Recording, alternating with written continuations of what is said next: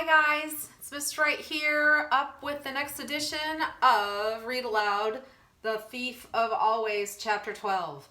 So let's find out what's going on with Harvey and Wendell and all this suspicion that they have about this house. Let's see what's going to happen. Well, said Wendell when Harvey came into his room, what's the story? Harvey shrugged. Everything's fine, he said. Why don't we just enjoy ourselves while we can? Enjoy ourselves? Wendell said. How can we enjoy ourselves when we're locked in? It's better in here than it is out there in the world. Harvey said. Wendell looked at him in astonishment. That's true, isn't it? As he spoke, he grabbed hold of Wendell's hand, and Wendell realized there was a ball of paper in Harvey's palm, which he was trying to pass between the two of them. Maybe you should just find a quiet little corner and do some reading, he said, glancing down at their hands as he spoke. Wendell got the idea. He claimed the balled-up note from Harvey's hand and said, maybe I'll do just that. Good, said Harvey. I'm going to go out and enjoy the sun while I can. That was exactly what he did. He had a lot of planning to do before midnight, which was when the note told Wendell that they should meet to make their escape. Surely, even the forces that guarded the house had to sleep sometime. The business of keeping the seasons rolling around couldn't be easy, and all of the hours to slip away, midnight seemed to be the most promising. But he didn't suppose it would be easy. The house had been a trap for decades, perhaps centuries. Who knew how old its evil really was? And even at midnight, it would be not be so foolish to leave the exit wide open. They would not be so foolish as to leave the exit wide open. They would have to be quick and clever and not panic or lose their tempers once they were in the mist. The real world was out there somewhere. All they had to do was find it. He knew when he saw Wendell for Halloween that the note would have been read and understood. There was a look in Wendell's eyes that said, I'm ready. I'm ready. I'm nervous, but I'm ready.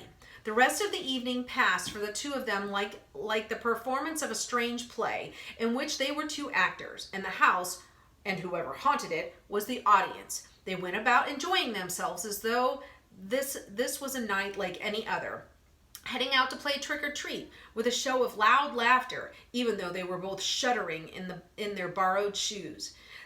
Then coming in to eat their supper and spend what they hoped would be their last Christmas in this house.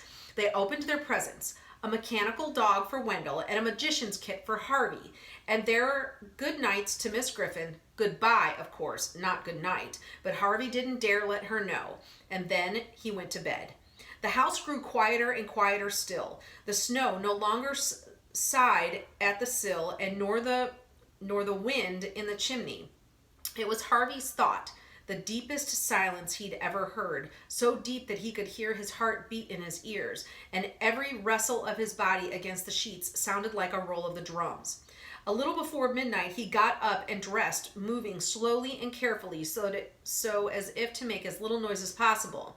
Then he headed out into the passageway and, slipping like a thief from the shadows to shadows, hurried down the stairs and out into the night.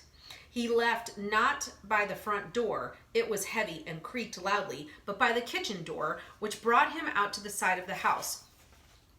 Though the wind had dropped, the air was still bitter, and the surface of the snow had frozen. It crackled as he walked, however lightly he trotted.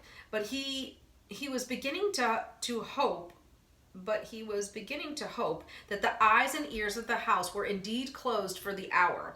If not, why hadn't he been challenged? And he might make it to the perimeter without attracting attention. Just as he was about to turn the corner, however, the sweet hope was soured as somebody in the murk behind him called his name. He froze in his tracks, hoping that the darkness would conceal him, but the voice came again and again, called his name. It was not a voice he recognized, not Wendell, certainly nor Mrs. Griffin, not Jives, not Ritkiss, not Mar. This was a frail voice, the voice of someone who barely knew how to shape the vowels of his name. Harvey. And then all of a sudden he knew the voice, and his heart, which had been working overtime since he slipped out of bed, grew so loud in his ears it almost drowned out the summons when it came again. "Lulu?" he murmured. "Yes," said the voice. "Where are you?" "Near," she said. He stared at the thicket, hoping for some glimpse of her, but all he could see was the starlight glittering on the frosted leaves. "You're leaving?" she said, her words slurred. "Yes," he whispered, "and you have to come with us." He took a step towards her, and as he did, some of the glitter that he thought was frost retreated from him. What was she wearing that shimmered like this? "Don't be afraid," he said. "I don't want you to look at me," she said. "What's wrong?" "Please," she said, "just keep your distance." She retreated even farther from him and seemed to lose her balance as she did so. She dropped to the ground, the thicket around her shaking. Harvey stepped forward to help her up, but she let out such a sob that he stopped in his tracks. "I only want to help," he said. "You can't help me," she replied, every word pained. "It's too late. You have to go while you still can. I just wanted to give you something to remember me." He saw her move in the shadows, reaching out in his direction. "Look away," she said. He turned his head away from her. "Now close your eyes and promise you won't open them." He dutifully closed his eyes. "I promise," he said, and now he heard her moving towards him, her breath laborious. "Open your hand," she said. Her voice was near now. He knew if he opened his eyes, he'd be face to face with her. But he had made a promise, and he was determined to keep it. He put out his hand and felt first one, and then two, and then three heavy little objects, cold and wet, dropped into her cupped palm. "This was all I could find," Lulu said. "I'm sorry. Can I look?" he asked. "Not yet. Let me leave first." He closed his fingers around the gifts she'd given him, trying to make sense of by touch. What were they? Pieces of frozen stone? No, they were carved. He could feel grooves on one, a head on the other, and now, of course, he knew what he held. 3 survivors of his ark dredged up from the depths of the lake. The answer was no comfort to him. Quite the reverse. He shuddered as he put the puzzle of Lulu's silvery gleam together with the knowledge of what he held. She had swum down to the bottom of the lake to recover these figures, a descent that was beyond the capacity of any land dweller. No wonder she'd retreated into the shadows, or ordering him not to look at her. She wasn't human any longer. She was becoming, or had already become, a sister to the strange fish that circled in the dark waters, cold-blooded and silver-skinned. "Oh, Lulu," he said, "how did this happen?" "Don't waste your time with me," she murmured. "Just go while you have the chance." "But I want to help," he said. "You can't," came the reply. "Can't help me. I've been here too long. My life is over." "That's not true," Harvey said. "We're the same age. But I've been here so long I don't even remember." Her voice trailed away. "Don't remember what?" "Maybe I don't want to remember," she said. "It'll hurt too much." She made a long, choked sigh. "You have to go," she said in a whisper. "Go while you still can." "I'm not afraid." "Then you're stupid," she said, "because you should be." He heard the thicket shake as she started to retreat from him. "Wait," he said. She made no reply. "Lulu!" The din of her departure grew louder, but the sound of it was as if she was almost throwing herself out of his range. Breaking his promise, he opened his eyes and caught a glimpse of her as she fled.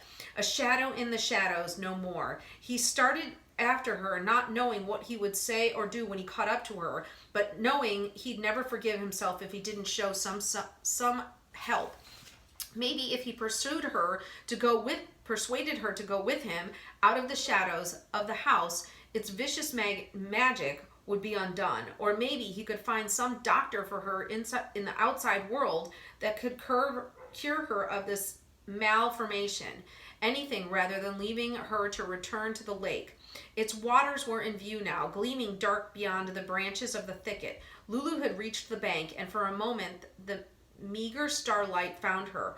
All that Harvey had feared was true, and more. A fin grew from her bent and scaly back, and her legs had almost fused together. Her arms had become short and stubby, her fingers webbed. But it was her face, glimpsed as she turned back to look at him, that was the greatest shock. Her hair had fallen out, her nose had disappeared, her mouth had lost its lips, her blue eyes turned into swiveling silver balls, lidless and lashless. And yet, despite her freakishness, there was a human feeling in those eyes and on that mouth, a terrible sadness that he knew would never leave his heart if he lived to be 1,000.